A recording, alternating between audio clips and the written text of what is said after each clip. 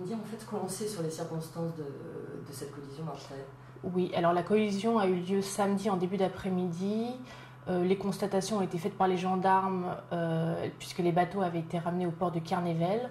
D'après les premières constatations, le semi-rigide serait rentré dans le pêche-promenade et l'étrave serait montée sur le pêche-promenade.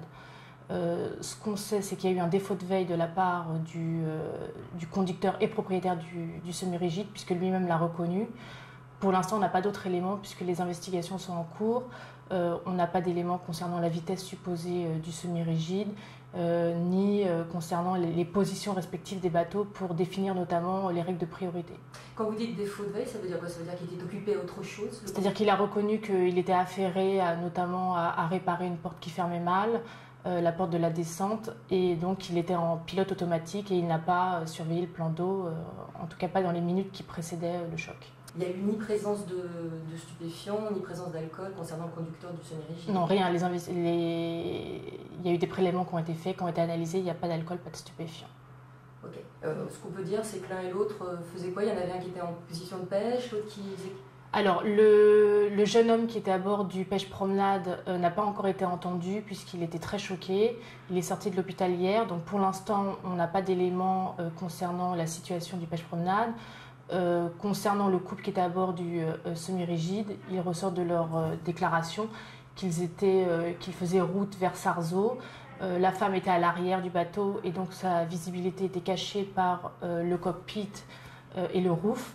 Et donc l'homme était en train de réparer la porte et donc ne surveillait pas le plan d'eau. En tout cas, ce jour-là, pas de problème de météo?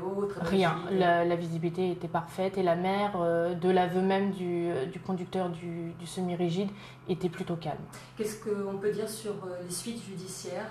Alors une information est ouverte qui vise à déterminer notamment la vitesse du Zodiac, la position des bateaux, et puis à entendre notamment le mineur qui est le témoin direct des faits.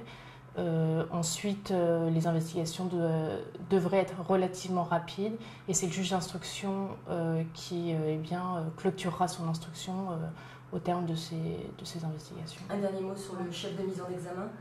Alors, le propriétaire du Zodiac et donc conducteur du semi-rigide est mis en examen pour homicide involontaire, donc au préjudice de l'homme qui est décédé, et pour blessure involontaire avec une incapacité de travail inférieure à 3 mois au préjudice du mineur.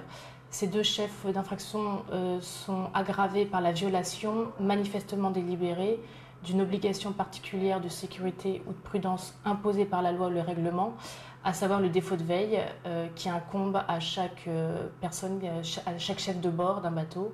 C'est une obligation qui est imposée par une convention internationale. Qu'est-ce qu'il encourt?